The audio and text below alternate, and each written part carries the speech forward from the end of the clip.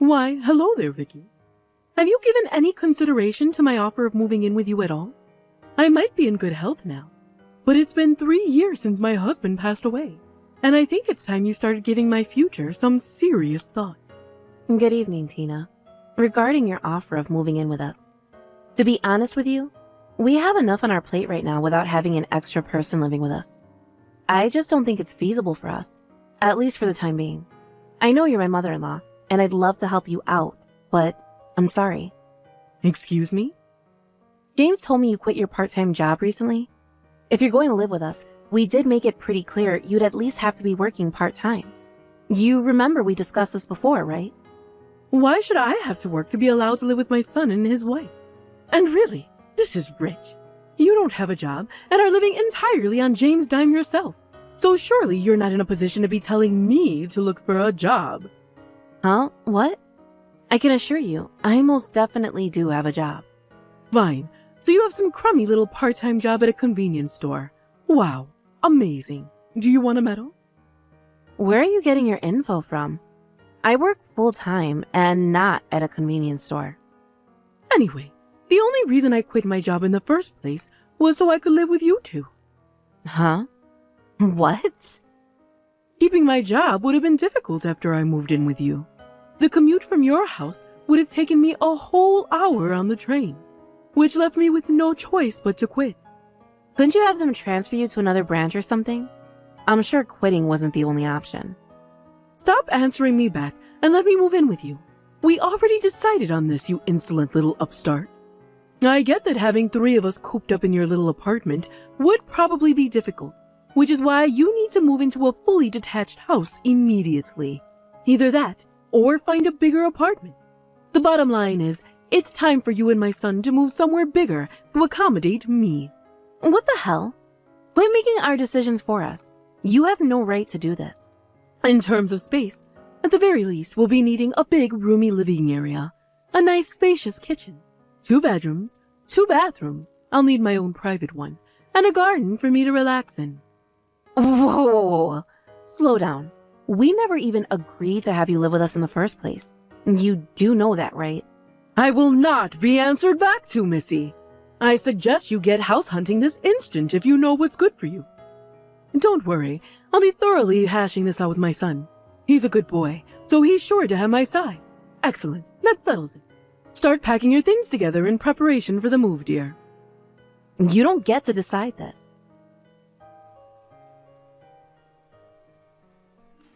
Tina, was it you? Did you forge my letter of resignation and send it to my boss? Ah, I see it already arrived. You have got to be freaking kidding me. God damn it, I knew it was you. What do you think you're playing at? Why the hell would you do such a thing? Simple. Now you have no choice but to live with me. Don't be ridiculous. That resignation letter was obviously never going to be considered valid. Excuse me? Why not? Wow, you're actually surprised? Did you actually think my company was going to take a resignation letter that obviously wasn't written by me? Seriously? Besides, do you have any idea what would happen to us if I quit my job? Nothing worth worrying about, I'm sure. You could just find another job after the move. It might be difficult to find something full-time, but I'm sure there are any number of part-time jobs where they'd welcome you with open arms. You make it sound like such a walk in the park. Do you really think we have enough savings to support ourselves through something like that? Our financial situation isn't as peachy as you seem to think it is. Huh? I've already said this to James countless times, but you seem to have zero concept of the financial difficulties people are facing these days. And you clearly have no interest in finding work yourself. I want you to start thinking more seriously about the future and find a job of your own. If you're serious about wanting to move in with us, then that needs to happen first. Vicky, oh my goodness. Are you really that wasteful with your spending? What?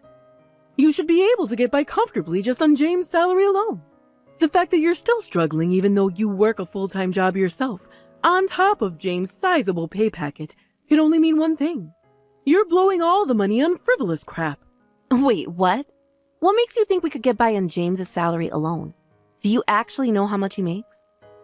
Of course I do. He told me himself. And you think the 3 of us could get by on that with me quitting my job and you not working at all? Are you serious? Of course I'm serious. but it would appear that you'd have to rein in your excessive spending habit first. Excessive? I'm the least excessive spender there is. If anything, I've done nothing but restrict my spending for as long as I can remember. It's hard to believe you'd need to restrict your spending considering how much money my son makes. That alone tells me all I need to know. Tina, listen to me. I don't feel like we're on the same page here. Do you really know how much money James makes? Yes, like I just said, he told me himself. Are you sure your financial sense isn't a bit off? I should be asking you that. I think my financial sense is just as solid as it gets, actually. I spend a lot of time budgeting and thinking about this stuff, you know. Good grief, young lady.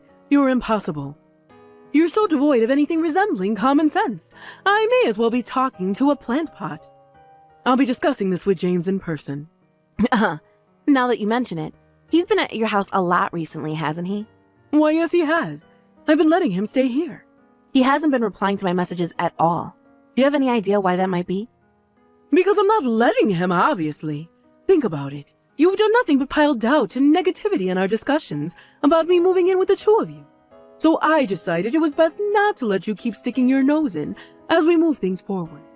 Jeez, Tina, are you kidding me? How many times do I have to tell you? Stop making decisions that aren't yours to make. James is my husband, and we need to discuss these kinds of things as a couple.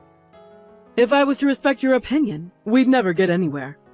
I'll be in touch again when me and James have ironed out the finer details of the moving in arrangement. Oh, no, you won't. And mark my words, Missy, when I finally move in with you, I'll be giving you an arduous course of strict wife training to instill in you the womanly discipline you sorely lack in. Prepare yourself, because the gravy train's about to reach its final stop.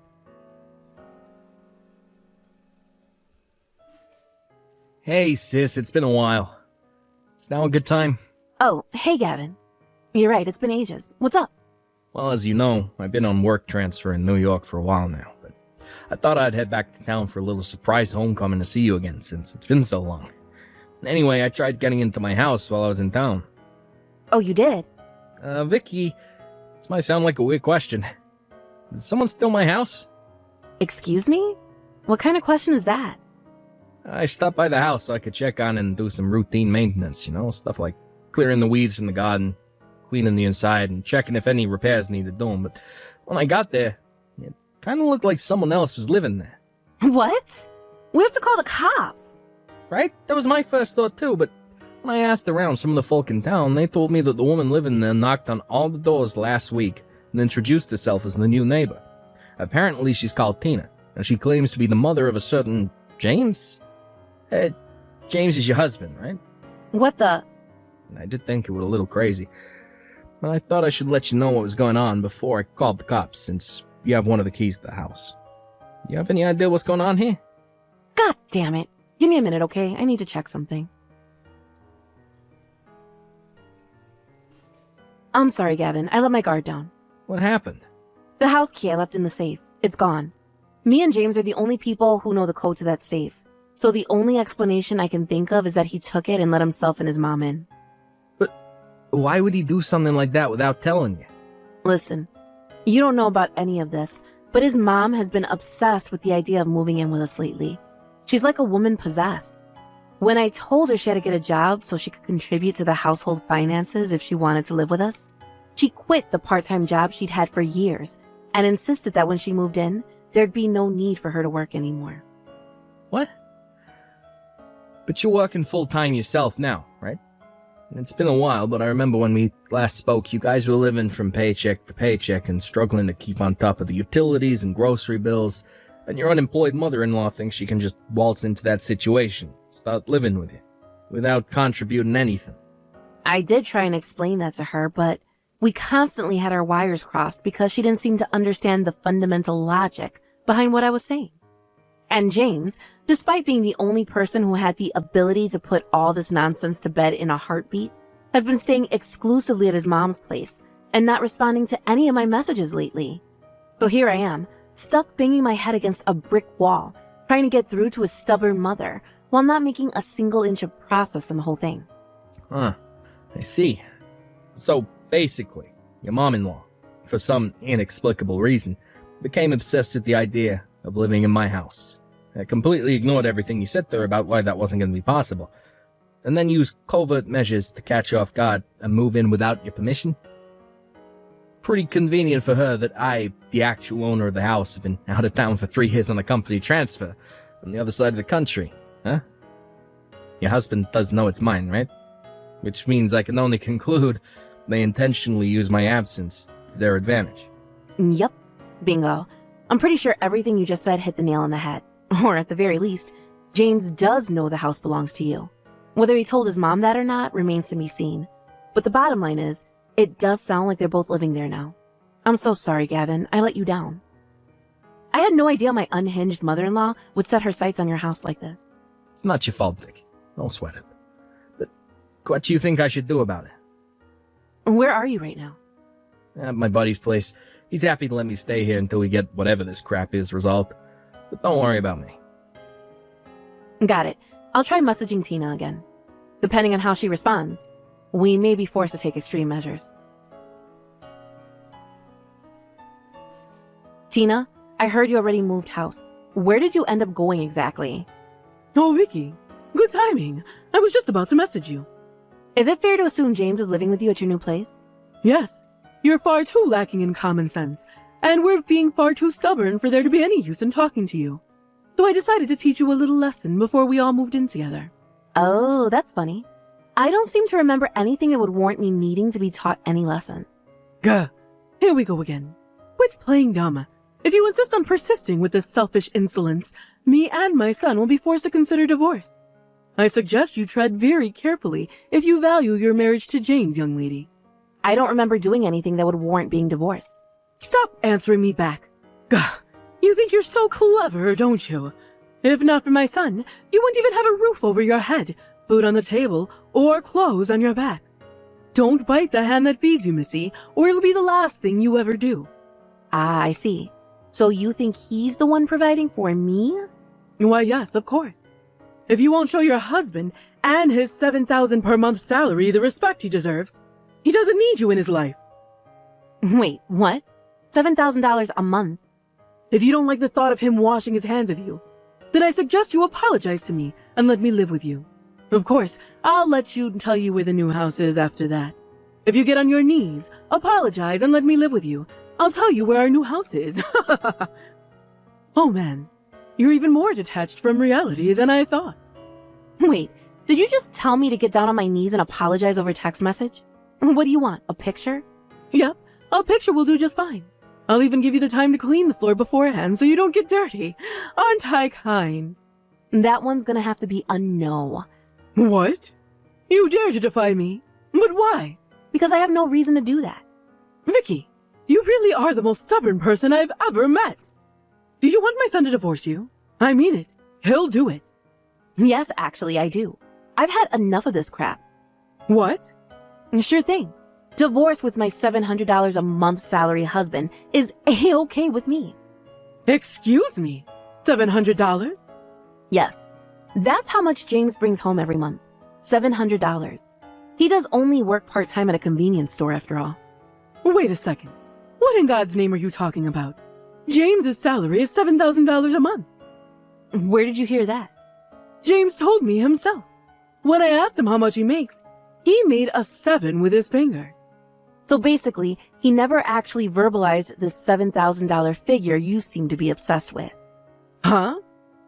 For some reason, it never occurred to you that him showing you a 7 could mean $700, did it? Incredibly, you immediately managed to convince yourself he was talking thousands without even getting confirmation. James makes $700 a month, and that's the cold, hard truth of the matter. To think you kicked up such a fuss over such a ridiculous misunderstanding. You know what? If James is the kind of guy who will let his mother get away with acting like this, then he's not the kind of person I need in my life. He can disappear and we can never see each other again for all I care. Fine. Have it your way. I don't need a daughter-in-law like you pathological liar. Great. Divorce it is. Let's do this. Fantastic. I couldn't be happier.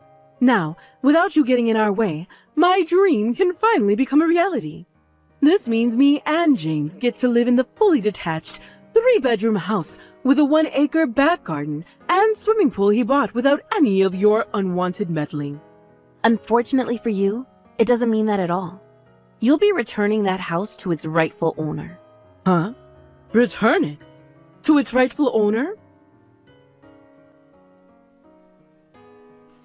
Vicky, what in heaven's name is going on here? Explain yourself. Your brother just showed up and told me to get out of our new house.